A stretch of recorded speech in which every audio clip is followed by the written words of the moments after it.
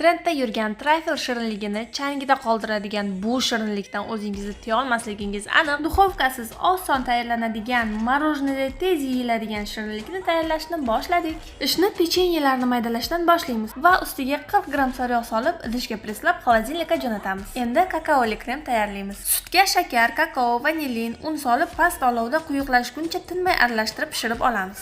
Opisaniyada to'liq retseptni ko'rsatib o'taman. Quyuqlashgach, gazni o'chirib, sariyog' olamiz. Endi preslangan pechenye ustiga kakaoli kremni bir tekis qilib qo'yib, xona haroratida sovishi uchun kamida 1 soatga tinch qo'yamiz. Qaymoqli krem tayyorlash uchun qaymoq, zugshonka va vanilinni krem qotguncha mikser qilib olamiz. Qaymoqli kremni sovigan massa ustiga tekis surtamiz va kamida 2 soatga xolodilnikka jo'natamiz. Iliq qaymoq va iliq shokolad yordamida ganaj tayyorlaymiz. Shirinlik ustiga ganajimizni bir tekis qilib surtib olamiz. Mazasi uzoq vaqt yodingizda qoladigan bu shirinlikni albatta tayyorlab ko'rishlaringiz kerak.